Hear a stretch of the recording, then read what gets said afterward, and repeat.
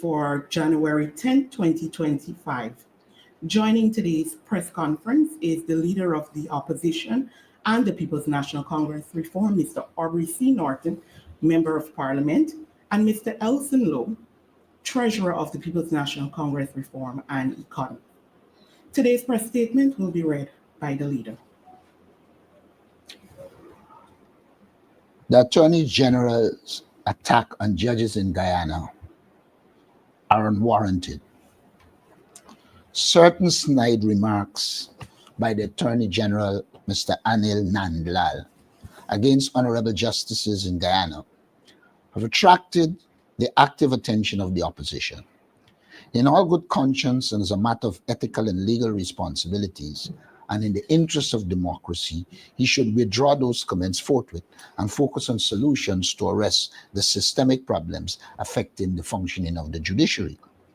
Within recent times, the Attorney General has drawn widespread criticisms for his comments about the judiciary, particularly his unwarranted critique of judges who, in his words, have been negligent in writing their decisions promptly. Whilst timely delivery of judgment is indeed a crucial pillar of an effective justice system, Mr. Nandlal's inflammatory and snide remarks are not only very unhelpful, but also dangerously undermine the integrity of the judiciary in Guyana. As the chief legal officer of the country, the Attorney General bears a significant responsibility to uphold the rule of law, support the independence of the judiciary, and ensure that the rights of all Guyanese citizens are protected under the Constitution. However, his recent comments regarding judges who have not yet delivered their decision, remarks that could be seen as personal attacks, are direct, vicious, laser-like assault on the autonomy of our judicial system. Undoubtedly, the issue of delayed judgment is real, and it is an issue that the judiciary must address. But it is also a symptom of a much deeper problem, one that the Attorney General conveniently overlooks. This problem stems from the severe shortage of judges in our courts, which has led to an overwhelming backlog of cases.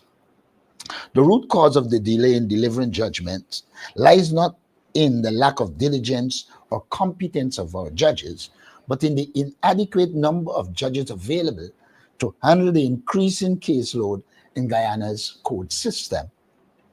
At present, Guyana faces a dire shortage of judges, particularly in the High Court and the Court of Appeal. The situation is so grave that some judges are forced to hear multiple cases per day, stretching their capacity to the limit. The absence of sufficient judicial officers has placed enormous pressure on the existing judges, contributing to delays in the completion of cases and, yes, the writing of decisions. Instead of attacking the judiciary, the Attorney General should be calling for urgent measures to address this issue. Why has there been no substantial investment in improving the infrastructure of the judicial system to keep up with the growing demand for justice? It is baffling that Mr. Nandlal would choose to point fingers at judges rather than focus on tangible solutions to the systemic problems of the court. Furthermore, the lack of investment in judicial training, inadequate resources for the court system, and the shortage of courtrooms and support staff have only exacerbated the situation. All of these factors contribute to delays in judgments and the general inefficiency of the system. The Attorney General's remarks fail to take these realities into account, and instead he casts blame on the judiciary, thereby deepening the public's mistrust in an institution that is meant to be impartial and fair. In any case, the role of the Attorney General is to be a partner in building a better justice system, not an adversary of those who work tirelessly with it. Clearly, he should be advocating for the recruitment of more judges, for better funding for the courts, and the establishment of measures to expedite cases without sacrificing the fairness and thoroughness that justice demands. Instead, His baseless criticisms are undermining the morale of our judges and ultimately the very rule of law upon which democracy rests. Also, it is important to note that in any justice system, delays are inevitable, especially when dealing with complex cases. It is clear that there is need for judicial reform in Guyana, but the solution is not to berate judges for circumstances beyond their control.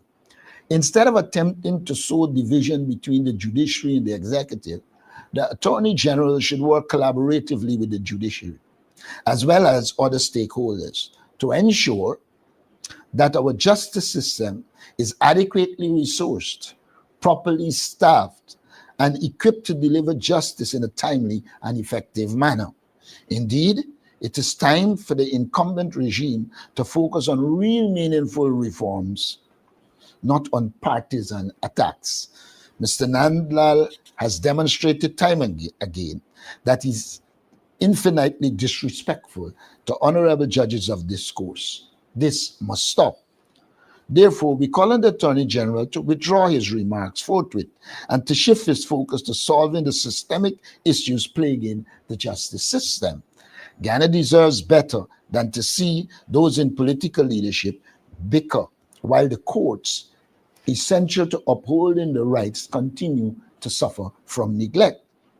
The judiciary must be treated with respect, and any attempt to weaken its independence should be condemned in the strongest possible terms. The rule of law must always be paramount, and it is the responsibility of all of us to ensure that the justice system is not only done, but seen to be done. It must be noted that a government's failure to appoint the acting chancellor and chief justice to the substantive position also has a negative impact on the judiciary. I reaffirm our position that we are in agreement with the appointment of Justice Janet Cummins Edwards and Justice Roxanne George Wilshire to the positions of Chancellor and Chief Chancellor, respectively. Chief Justice. Mr. Elson. The PPP must walk the walk, not just talk the talk. The PPP will not deliver an improved quality of life to the people of Guyana. Most Guyanese know that this is the PPP's last chance to disappoint the Guyanese people with a budget that underwhelms and insults with every new item. The government has shown itself to be all talk and bluster, while basic necessities like clean drinking water, reliable electricity, and affordable food have been scarce. The 2023, 2024, and 2025 budgets alone are likely to total 15 years' worth of pre-oil budgets. And now our country's per capita income, adjusting for prices, is set to stand at over 96,000 USD by the end of 2025, according to the IMF. Fellow Guyanese, do you feel 15 years of progress? Do you feel like you live in a country with a higher per capita GDP, adjusting for prices, than the UAE? The answer is clearly no. Guyana hungers for change, and we will bring that change this year. In the meantime, however, we want to make clear the minimum required of this year's budget if Guyanese are to begin to live the decent life they deserve. 1. The tax-free threshold must be lifted to $400,000 a month. 2. A good governance dividend of at minimum $100,000 must be provided to every Guyanese adult. 3. The development of a modern national data management and cash distribution system must be budgeted for. 4. The public servant minimum wage must be increased to $200,000 a month. 5. 20 billion must be allocated to direct cost of living mitigation. 6. 3 billion more must be allocated to the Small Business Bureau to help businesses expand production and lower costs. 7.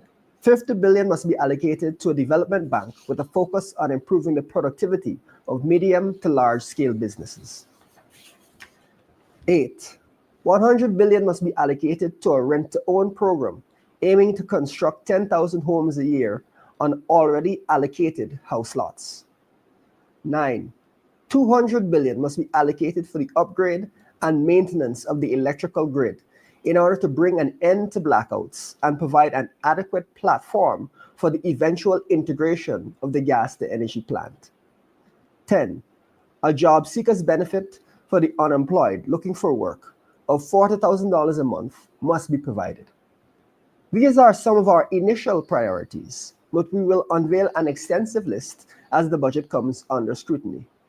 Additionally, what we want to make clear is that the budget must not merely contain empty promises to spend money without clear policy goals. As an example, it must not speak about more hospitals without specifying a goal of nurse and doctor to patient ratios or average wait times. Spending money for the sake of spending money must be a thing of the past. Targeted measures with specific outcomes in mind must form the backbone of any national budget, and multi-year plans must be elaborated. Failing this, the PPP is on track to waste hundreds of billions of dollars more of our national wealth. Thankfully, this is about to come to a screeching halt. Thank you. Thank you. At this time, I'll open the floor for questions on the press statement.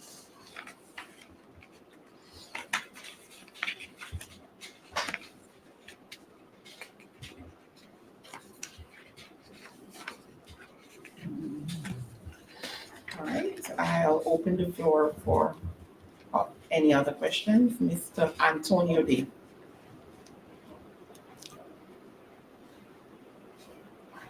Hi, good morning, members of the press. Anthony Day, Fox 19 News. Can everyone hear me? Yes. Okay. I do not have a question on the press statement, but I wanted to direct a question to Mr. Norton, especially when it comes to forestation. As you were in Norton, the state of Trinidad and Tobago was declared state of emergency. And the mention of that has strong bilateral relations.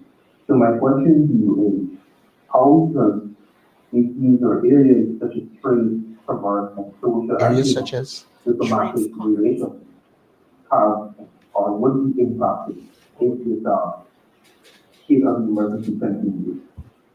Well, as I understand it, if I read the documents right, it's a limited state of emergency that is restricted to dealing with crime. And so I do not believe that it will necessarily impact significantly bilateral trade and other relations between Guyana and Trinidad and Tobago. Thank you. The floor is open for any other questions. Mr. Norton, that issue brought down railways. Sir, can you or Mr. Lowe say, given the numbers that you have announced here today in terms of what you would like to see, by how much would the infrastructure budget have to be cut by on an annual basis to satisfy those figures that you have provided? Thank you very much for your question, Mr. Shabral. What I would say is maybe the infrastructure is not the word. What we should look at is the capital budget. And the capital budget, we saw a wastage last year, I believe in the order of $200 billion due to a lack of improvement of the system, monitoring and evaluation of projects and of feasibility studies and so on being carried out. So that is, I think, low-hanging fruit that we must first of all target, that initial roughly $200 billion. But of course, we've also seen the tax base of Guyana grow. We've seen additional taxes come in there that will form an element of our discussions. And so we expect that there should be more than enough space within the national budget to additional revenues as well for these proposals to be very reasonable. Should I also make the point that it's not solely a case of people up against the size of the infrastructure budget? It is doing it at the expense of the quality of life of the people, one. And the second problem is, clearly, Guyana does not have the capacity to do the amount of projects that were stated in the last budget. You see towards the end of the year, they're just giving out money because there is a lack of capacity. You see them digging up roads that were properly done to redo them to be able to spend the money. And so the problem is wastage. The problem is the lack of the human resource capability to complete a $666 billion infrastructure budget.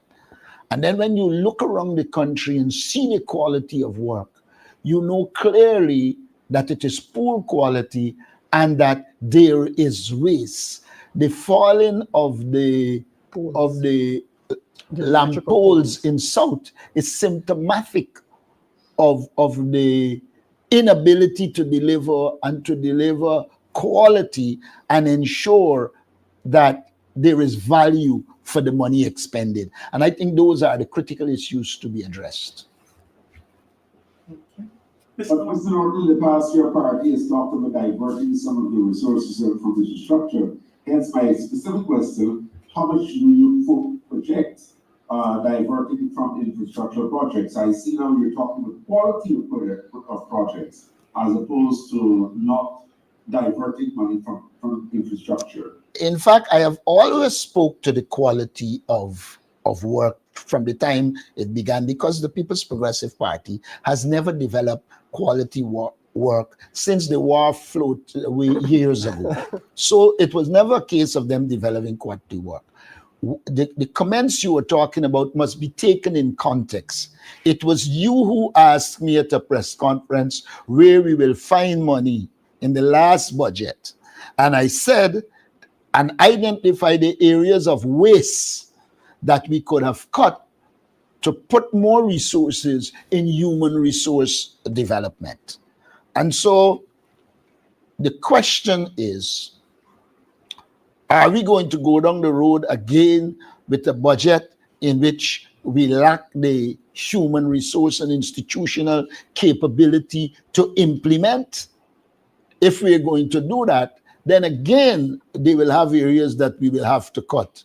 But until we see the budget, we will not be able to make those pronouncements. We did the last time. I recall going into the estimates and pointing out clearly these areas of waste that we can cut.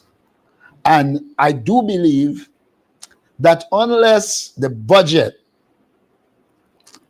is aimed at, yes, delivering infrastructure, but simultaneously improving the quality of life of the people of Ghana, bringing down the high cost of living, among others, then there will be problems. And so one has to see it holistically.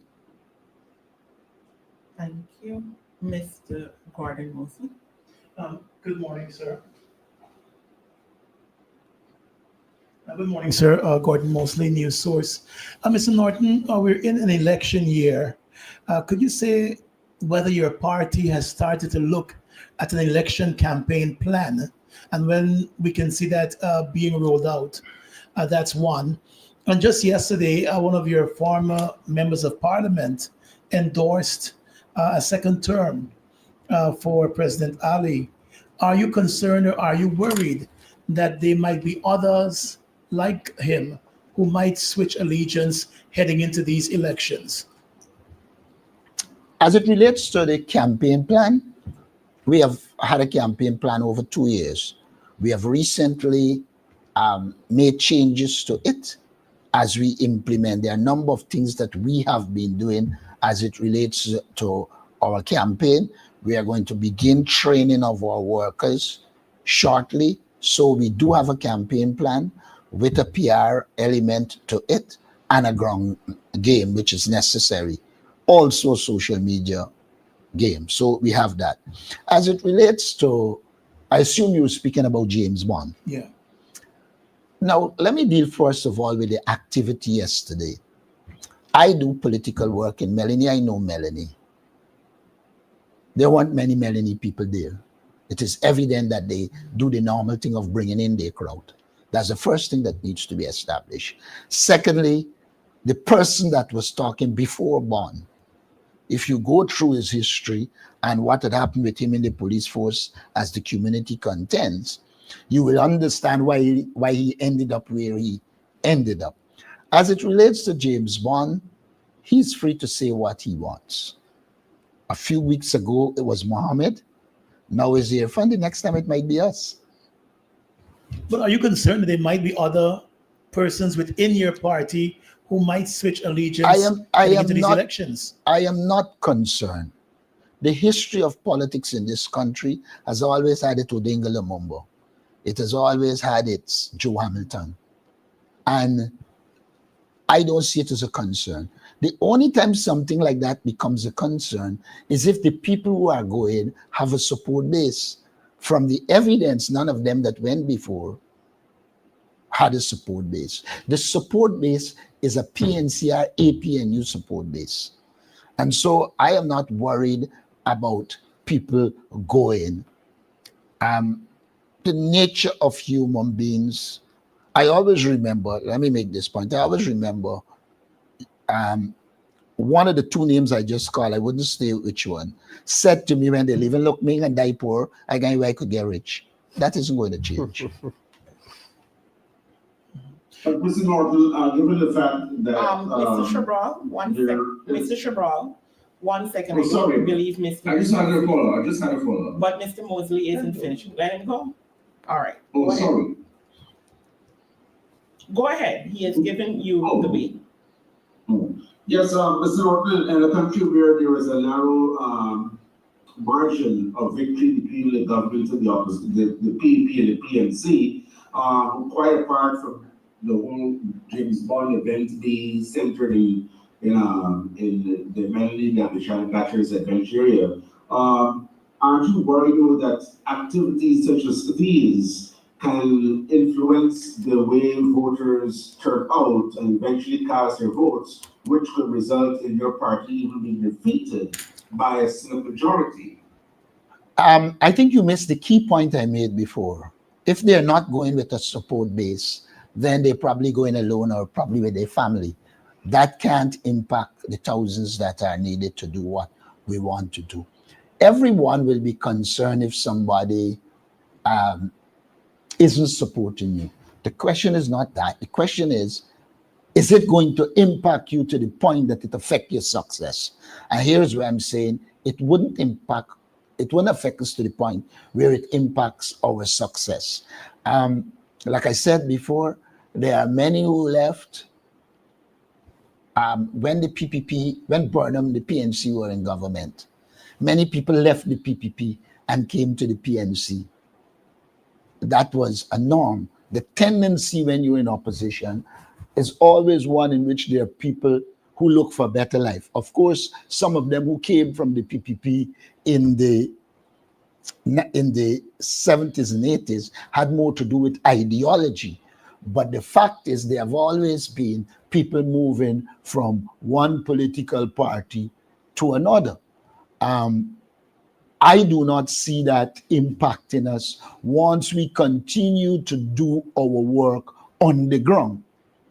I go into communities, we engage people. One of the reasons I could have told you that what you saw in Melanie was staged. At least two of the persons there attempted to take over the co-op in Melanie, and the people in Melanie prevented them from doing that. I can tell you at least a couple of the young men I would have seen didn't come from Melanie. And we know that the People's Progressive Party paid them to do certain things. In the local government elections, they carried out the same politics of perception. They were supposed to, remember they had a set of people on the tarmac in Linden, and people were worried that Linden was going to vote overwhelmingly for the PPP to get a cocktail, a sound one. And in the general and regional elections, it's going to be worse because people see a lot more at stake than in a local government election. So I am not worried. I understand they are playing optical politics. And what we have to do is to do our work on the ground and explain to people, like they went into Linden and with the same thing. But yesterday I put out a video showing that if they were serious about Linden, they have voted more than $10 billion to do the Suzdijk-Linden Highway. I pointed out that when we left government in 1992, we left money to do the Suzdijk-Linden Highway. They used Sam Hines, and I don't have to say much more about him, to say the highway was okay. It didn't need to be redone. It has deteriorated further. And what you see them doing, they're claiming billions. They're just cleaning the sides of the highway, but the actual work on the highway, nothing was done in 2024. These are all perception games they are playing. Our task is to point out the reality of people in the ground, to ask them which businesses did the PPP take to Linden, to tell the Lindeners and ask them, why is it those medical assistants that we train, why they got rid of them? Tell us, why is it that you closed the Charles Rosa School of Nursing in Linden when you were short of nurses? Our task is to educate people and let them know what the reality is. The bridge, the Wismar Mackenzie Bridge, was a project under the APNU AFC. When they came to government in 2020, they were not going to do the bridge. And I led the activities starting with the Tongue Day to pressure them to do the bridge. And that caused them to do the bridge. Let us not forget, this is the same government Jack Dale said the road from Linden to Rupununi wasn't a viable option. We did the work to put it in place, and it's ongoing. Let me remind people that Jack Deodem did not develop the gas to shore project. It was developed by the PNU AFC. Let me also point out that there was a feasibility study done for it to be on the East Coast, and they came and arbitrarily put it at Wales. The point I'm making to you is we will continue to point out these things to the people, and our people are sensible. If you are on the road, you will hear them talking that, oh, all this thing about cash grant and so. It's election year. People know that these are election gimmicks. But Mr. Norton, heading into the elections, do you see a united party? Because we see you meeting foreign dignitaries without your parliamentary rep on foreign affairs. You see you meeting other people. So a parliamentary rep at foreign affairs has to do with the parliamentary matters. Some people miss how political parties are run. A political party has a central exec, it has its policy positions, you discuss the issues, and you decide who will represent you on certain issues.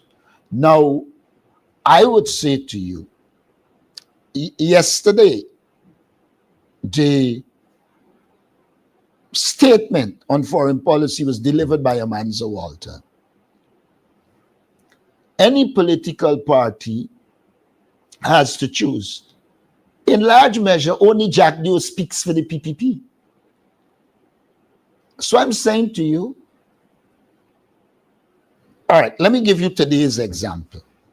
Today's example, Roysdale Ford was engaged.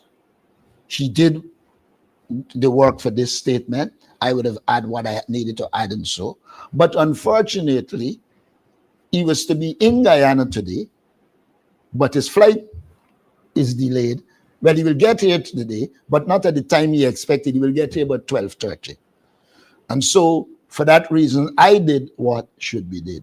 We are uniting our party. We are doing everything, but we will make our decisions as to who speak to what, when, and how. Because politics is not by chance. But going into the elections, do you think you will have a united front? Yes, I Comment on do. that. Yes, I do believe we have a united front. And has the party started to look at its candidates in terms of if you go with a coalition, who you will put where, in what position, including who will be the presidential candidate, despite what your party might have said to you? My party would have said to me that I will be the presidential candidate. My party has said if I don't want to be the presidential candidate, they've given me the authority to choose. That is a decision of our Congress, the highest forum in the party. Now, we are in discussions with other political parties and we go to it with an open mind. But no one will determine what happens for the PNC outside of our support base and our party membership. But as a veteran politician like yourself, you must have put in some feelers out on the ground as to your likability as a presidential candidate as against others within the party. So do you see yourself? Well, all I would say to you is this. There are people here who just did a poll, which I'm not talking about the one in which they're blocking people from. And that poll would have shown among the opposition that I have the highest ratings, including many people who they're naming. Now, likability sounds good, but a lot of time in politics is who on the ground, who are engaging people. I recall before our party Congress, all around they were saying Norton will go, blah, blah, blah. I remember Freddie Kissoon in his normal madness wrote a long thing on why I will go.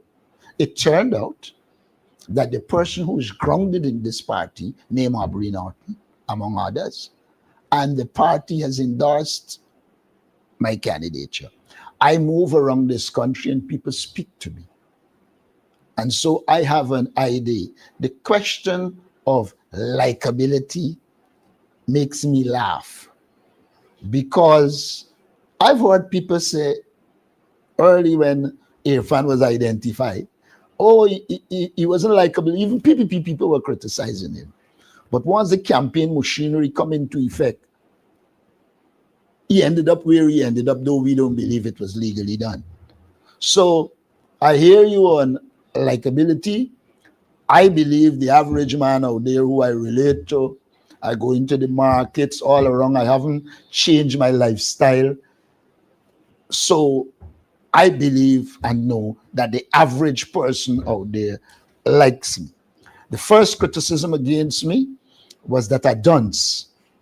I don't know if you remember that, but that didn't succeed because it couldn't come up against my academic training and my performance as a lecturer at the University of Guyana. While I don't trumpet much about myself, I'm saying this to you.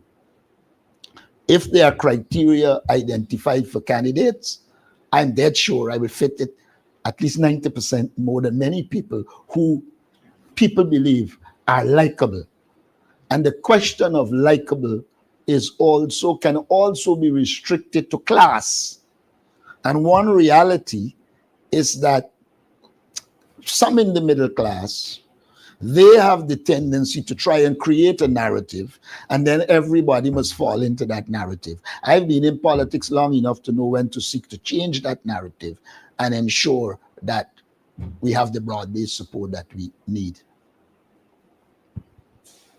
Miss, 1 second. I'll take Mr. Antier there and then. All right, go ahead. Ms. Williams. Mr. Norton, coming back to what my colleague said, and you're responding that you have a united front. However, last year we saw with your Congress, there was a lot of division. As we head into elections, how do you plan to maintain this cohesion within the party? That's a follow-up. And coming back to person shifting, how do you respond to critics questioning the stability of your membership base, given that so many persons have crossed the floor, not only to the ruling party, but other parties too? Let me start with the last one, stability of the membership base. When I became leader of the party, our membership base was like 20,000. We are way over 30,000. There's a difference between membership and support base. Our membership base is strong. We are well aware that the PPP is bribing people in our support base. Like I said, we have to do the work to deal with that. We did it in the local government. Don't forget, they spend in the local government election more money than they spent in the national election. And they didn't get the success they wanted. So there's that should be stated there. As it relates to the cohesion of the party, I have no doubt that there will be a cohesive party. I am engaging all members of our party. May I say this to you as well? A party like ours has a history, and that history and institution, those two will help us. So I'm not worried about the cohesion, and we will work to further unite the party. Now, not everybody that run out there and says something against the party is indicative of a lack of cohesion in the party. You can do what Jack Deere do. Force people, threaten them. If they try anything, they're gone. We have always been a more open and liberal party in which people speak, criticize. The criticisms that we think are useful, we listen to. Those that aren't, we don't allow it to affect us. Okay, Mr. Norton, following up on your statement there. However, at your Congress, we saw numerous allegations, not from one person alone, but multiple people making allegations of racial discrimination and disunity. How does your party plan to address this here, especially the issue of racial discrimination coming into elections? And would you, as leader, distance yourself from opposition supporters and those persons in the party that have allegations that they're discriminating? Raise the last question. I didn't get the last question. I asked if you, as leader, would you distance yourself from those opposition supporters or those persons within your membership base that have damning allegations of racial discrimination? And if they're just allegations, do you plan to investigate it? First of all, it is garbage to talk about racial discrimination in the PNC. There is no one in the PNC who could argue that they are discriminated against based on their race. And I do not know during the Congress that there were any claims of racial discrimination leading up to the Congress. There were other claims. And so this racial discrimination thing is something that is being imputed. But in reality, there are no racial allegations against the leadership, at least under my leadership. And may I remind people, and I always have to remind them, when many did not want to support Winston Murray, who was Indo-Guyanese, as leader of this party, I was one of the persons who supported him. Even while some who are talking about racial discrimination at the time were making some comments that I wouldn't make here. And so this whole question of racial discrimination in the PNC is a myth. I can say to you, over the years, anybody who would have worked with me or engaged me, even while I was presidential advisor, youth empowerment, or wherever I went, one of the things I always ensured was that there was ethnic balance in whatever we did, once there was the required competence, etc. And so I don't know where this thing about racial discrimination is coming from, but what I can tell you is that people in the PPP leadership, they say to our people, don't fight and come here. It ain't easy. They just tell you on the one side, everything all right, but when you go in the PPP, you see the racial and feel the racial discrimination. Ask Jack Deere if that is true. But would you as leader distance yourself? I didn't hear that. Would you as leader distance yourself if any instance of that comes up? I don't have to distance myself from anything because we do not practice racial discrimination in the PNC. So what am I distancing myself from? I don't have to distance myself from anything. The PPP has to distance itself from ethnic discrimination. We have given evidence of their discrimination against whole communities. You know how many cash grants went to PPP support base before this general cash grant that is supposedly meeting everybody? The PPP has to be concerned about racism. Do you see a prime minister that wields power in the PPP? Look at the power structure in the PPP and you tell me if there isn't racism. It is the PPP that has to deal with racism, not the PNC. In fact, we're in a position where we have to meet out to other ethnic groups. Thank you. Mr. Norton,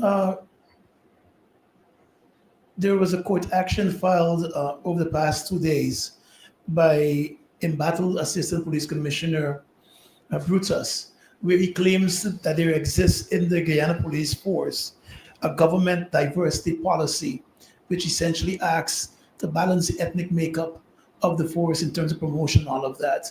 A response from you if there is such a policy existing. I can share with you the section from the Guyana Defense Force only. In their human resource report and plan, they have that. And I have no doubt that they have it in the police force. If you bear with me, I will extract the section and send it to you, where they are doing that in the Guyana Defense Force, and I have no reason to believe they are not doing it in the Police force. They're doing it in the Guyana Defense Force, and I have no doubt that they are not doing it in the police force. It is wrong, but the PPP is known for doing wrong. It's not a party that is known to operate based on principle. Look at Jack Deo. He is defending himself. He's saying ministers can be in business. There is no unless there is a conflict of interest. How on earth could you be a minister of government and being involved in business, getting government contracts, and there isn't a conflict of interest? But what Jack Doe is doing is protecting himself. Don't forget, Vice News established dirty business, allegedly dirty business. So while he might look like he protecting Minister Indar or whoever, who I believe should resign Indar, while he might look as if he's protecting Indar, he's protecting himself. Because any investigation into the PPP, there is an allegation and clear evidence that a company that is getting a lot of contracts is linked to the president. The PPP is a corrupt cabal. And so these things will be normal to them. So what I'm saying to you is this. One, I believe what Brutus is saying, but I do not have documentation as it relates to Brutus. Two, that I have documentation to establish that that is happening in the Guyana Defense Force. And by logical deduction, I don't see why they will do it in the Guyana Defense Force and not do it in the Guyana Police Force. So I believe Brutus is correct. Thank you. Mr. Dennis Chabot. Yes, a quick follow-up on the last point, Mr. Norton. What makes the diversity policy inaccurate or inapplicable, given the fact that I think one or two commissions of inquiry over the decades had pointed to the need for ethnic balance in the discipline services? And secondly, have you made offenses with Mr. Royce Ford? And thirdly, how narrow or wide is the margin between yourself and whoever that second person may be in terms of your popularity? You did refer to a survey. Okay, let me start in understanding my own handwriting. Oh, let me go now to, you asked me whether it is wrong for diversity. It is not wrong that there should be diversity. Let us go back. Even before we became independent, the PPP had expressed concern that there wasn't diversity in the Guyana Police Force, even while they were in government. When Burnham came to government in 1964, he acted on the International Jurist Commission report, focusing on working towards diversity. I recall from my research that one of the things he did was to remove the height consideration. At the time, you had to be 5'9" or something like that to be in the Guyana Police Force. And so he removed that so Indo-Guyanese Amerindians can go. Now, I have no problem with objective criteria being used to create a level playing field. I have a problem with the PPP approach where it says that if you're going to get 10 officers, 7 must be Indo-Guyanese or 6, even void of qualifications. Look, we need a meritocracy. People should get jobs based on their ability and their performance. And so to talk about diversity in the way the PPP is doing it, in one case, I understand the Guyana Police Force virtually called off recruiting a batch because they didn't have the diversity they were looking for. And the People's Progressive Party knows full well that there are a number of reasons why many Indo-Guyanese don't go to the Guyana Police Force. And it had nothing to do with discrimination in terms of African Indian, because this predated us in power. I mentioned pre-independence era. But what the PPP is doing is seeking to ensure they put in the Guyana Police Force people who they can control, rather than seeking to develop a competent Guyana Police Force. The head of the police force they would have chosen was because they know he is compromised and he will be prepared to do those wrong things that they want him to do. What was the last question? Mending fence. I don't know what fence we have to mend. In political parties, there have always been fights. That's a reality. When an election is coming, people will challenge and people will be challenged. There were those challenges. All I can say to you is that I have had very long, intense discussions with Roysdale Ford. And as far as I'm concerned, we don't have a problem. I've had discussions with Amanzo Walton. As far as I'm concerned, there isn't a major problem. And so I don't know what you're talking about mending fences. I believe that political parties will always be competitive.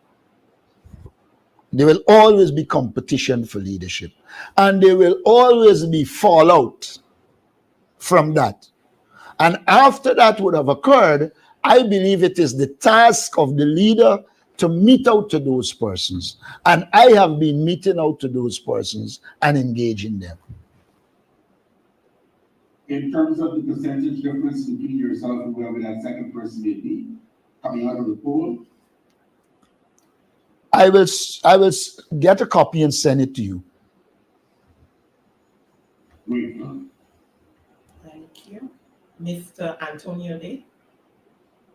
Yes, Mr. Norton. I would just like to find out, I know that Something is, PNPR. So, are you hearing me? yeah, something is muffled. Yes, your sound is a little muffled. Go again, let me Mr. see. Norton, are you hearing me? Yes, I'm hearing you now. Okay, as I was saying, that I know that the PNTR is desperate in terms or anxious to win the 2025 elections. I would like to know with strongholds like Pleasant example, because as you know, during the local government elections, that constituency would have won, but there were allegations of PPP supporters trying to bully themselves in that constituency. And surprisingly, you find that now that constituency is being run by PPPC person. So I would like to know going forward, what contingency plans does the party have in place to avoid such recurrence? Let me say this. Let me say this to you. We are engaging the people in Pleasance. Local government elections are different to general and regional elections. Yes, I know, but I would like to know Could you allow me to make could you allow me to make the point? Yes, sir. You cannot deal with an issue if you don't diagnose the problem. In the local government election, the PPP strongholds turned out more than Pleasance. Remember, it is not just Pleasance. It's Pleasance, industry. In other words, it's from industry to Pleasance, including Ogle. And once the PPP got a turnout in Ogle and industry, and there wasn't the level of turnout in Pleasance, we ended up with a tie. Though people are saying that they won, it was a tie. Now, I am cognizant of that, and we are doing the work, among other things, to churn out our vote. Some of which I can't say what we are doing, but we have our database and we're doing our work to churn out our votes. I want it to be made very clear. When I became leader of this party,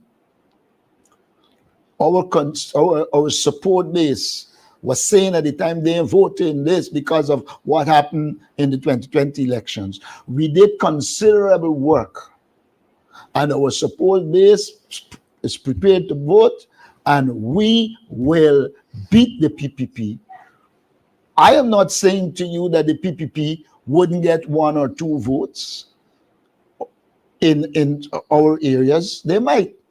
But we are also working in the areas. Don't forget, when we went into Champaign, which is a PPP stronghold, in which never before the opposition was accommodated, we were accommodated there. And the PPP went after the people, including bringing charges against them, which they eventually dropped. So there are a number of things that we are doing that will ensure we succeed. And lastly, Mr. Norton, if you may permit me, I'd just like to find out, as you're aware that there are issues with the cash grant distributions, especially persons of the elderly faction not receiving their cash grants, what is your party's concern about these persons who have been going into these NIS offices and having to wait for such a long time? We have said from the inception that this government is incompetent. We said from the inception that they had no intention to give a cash grant. It is pressure from us that caused them to give a cash grant. We have condemned the mismanagement of the cash grant approach, and we continue to speak to the pensioners and all the other people. We have had people on the ground engaging them. In fact, that is how we're getting the information, and we are able to put it out there. So we are concerned, but we know the government is incompetent, and it will take some time for it to be resolved because of the incompetence of the government.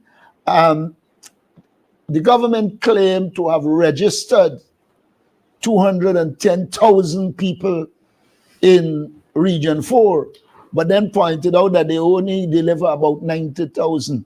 It is a normal part of PPP incompetence. Let us move away from cash grant. If you could show me one major project that the PPP completed on time,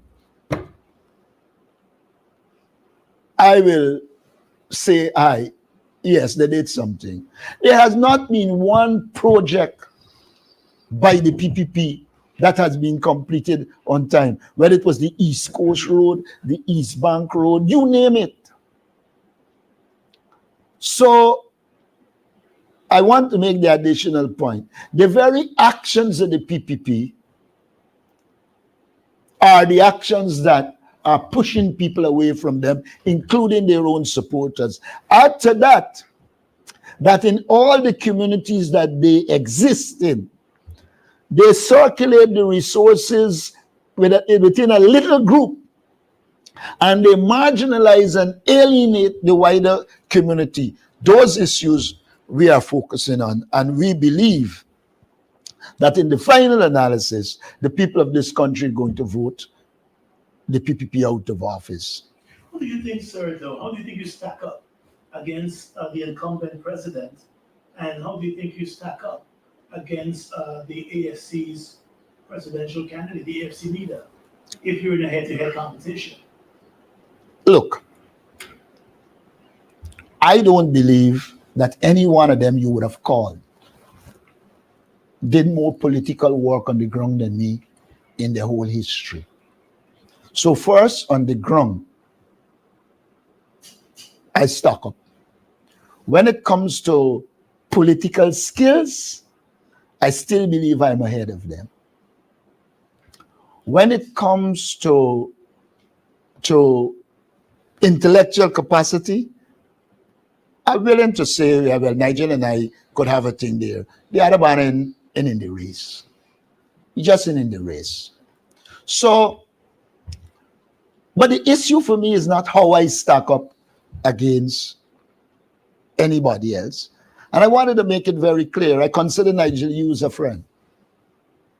And somebody who I can relate to. And I will work with the AFC and other political parties to ensure we defeat the PPP. That is my promise to you. And may I say this last thing? A lot of people breaking down what happened to the candidate. If that was the case, Trump would not have been in power. And a lot of times, it's how you campaign, what you do, how you do it, etc. And I'm saying to you, when it comes to putting in place a proper campaign machinery, I have the skills, I've mobilized people to do it with me, and we'll do it. Ideally, I would like to see, and I'm working with Nigel towards us resolving whatever issues exist and having a united front confronting the PPP.